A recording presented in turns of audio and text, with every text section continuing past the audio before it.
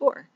Morning everyone, welcome back to Cat's Book Nook. Today is AuthorTube Thursday and I'm going to talk about things that I'm writing or in the process of writing. Right now I've got 11 ideas bouncing back and forth on my computer between work and home. I haven't really spent a whole lot of time this week, let's be honest, working on those stories. There's been a lot of stuff going on that I have made priority over my writing, which is one of my procrastination tools that I need to get out of the habit of. I know this about myself, and I'm hoping that by talking about what I'm working on, I can actually, push past a lot of the situational writing issues that I'm having within what I'm writing. Last week, I did a blog post about a book that my friend... So I had a friend pick a number between 1 and I think 10, because I think that's what I actually had on my drawing board, was 10 stories. The 11th one kind of popped up out of the blue.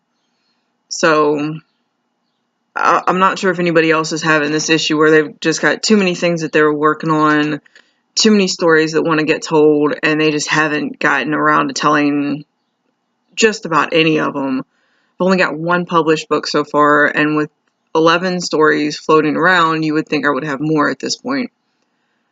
Especially since I've been doing this since... I've been writing since I was 10th grade. So, really need to get on the ball with some of this. But the story... So, my friend picked 8.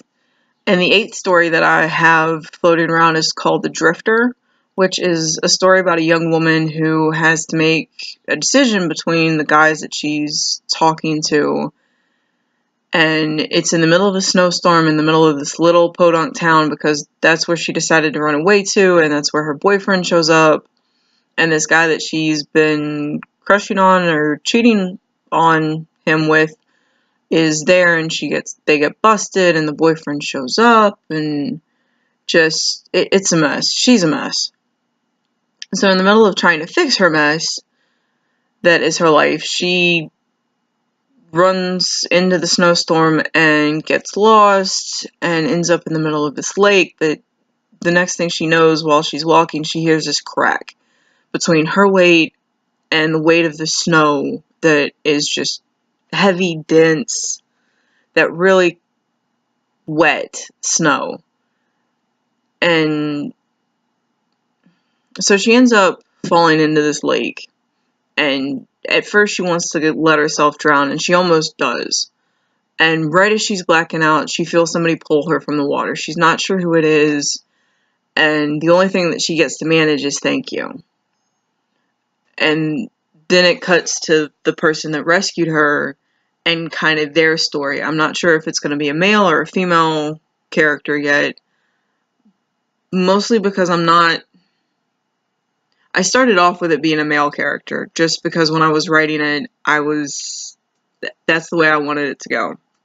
And now I can see the potential of it being more of a, not even coming out of the closet story, but a finding someone that you can love and who loves you back regardless of your flaws, or you love them regardless of their flaws type of story.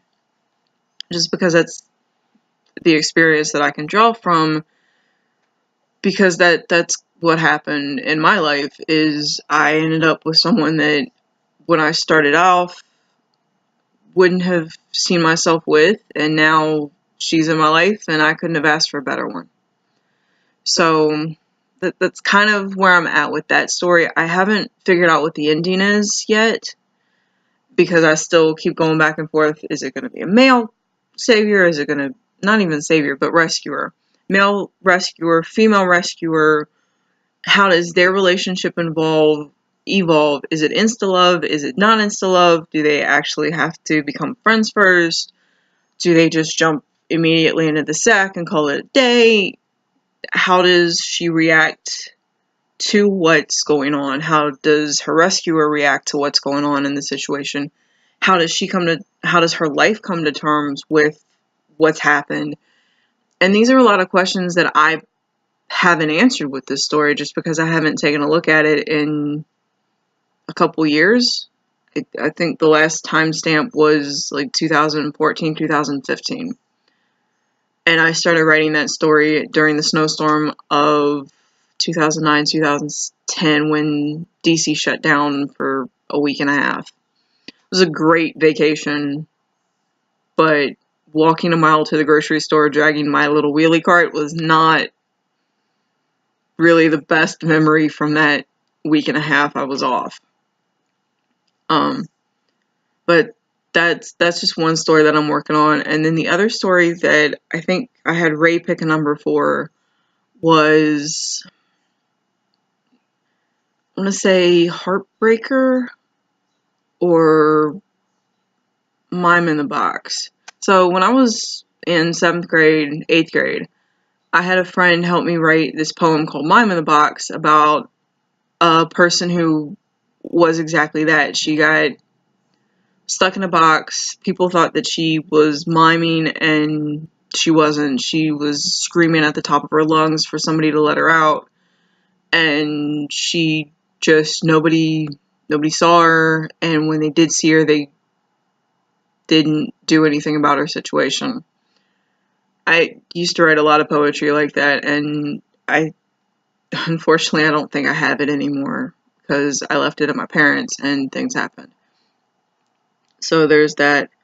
But as I got older, that story became kind of, what would it be like if instead of a mime in the box, it became somebody that had to live in a world devoid of color, and then suddenly they turn 21, any particular age, and they get kicked out of that environment, and the environment that they're thrust into is also black and white.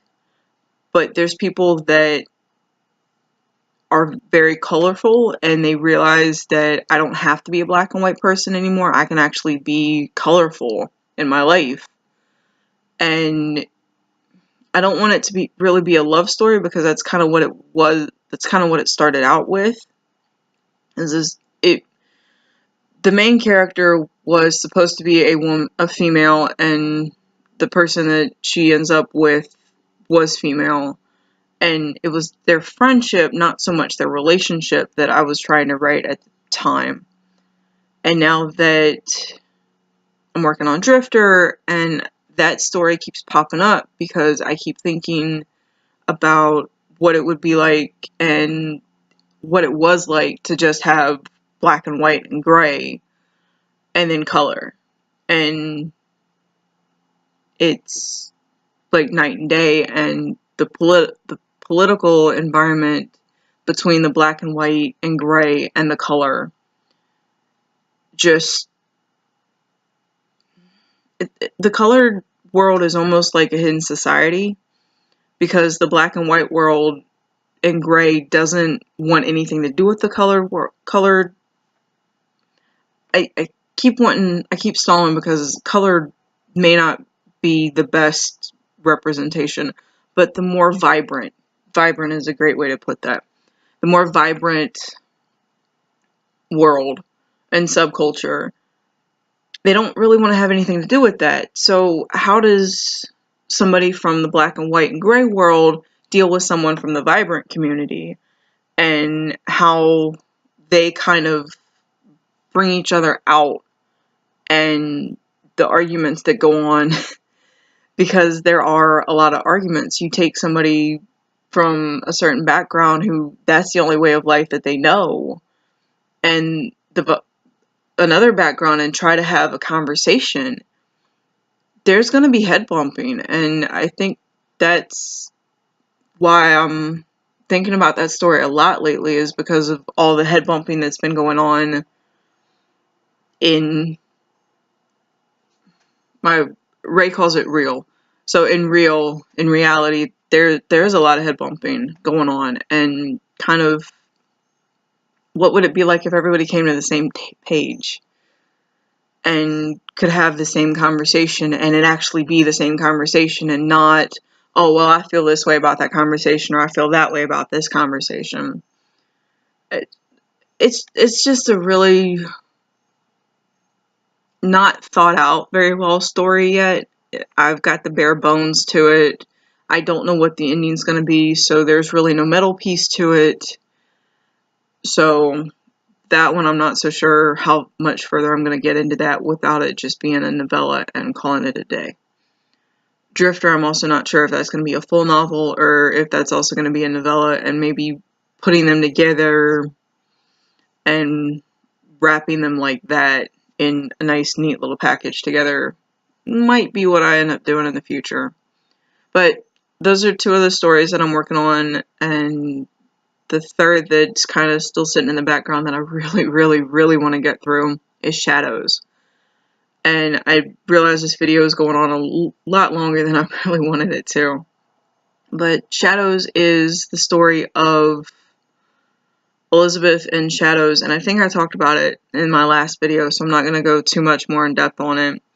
But I'm at the point in that story where I've got to figure out how to merge one dimension with another, and how to merge the people from one dimension with the new dimension and the characters, and what situation actually starts that whole bringing the other dimension into the story and intertwining everything and finally figuring out how to get to the end, because I've got the end written, but like I mentioned in the last video, great beginning, great end, middle fluff just is not where I work very well.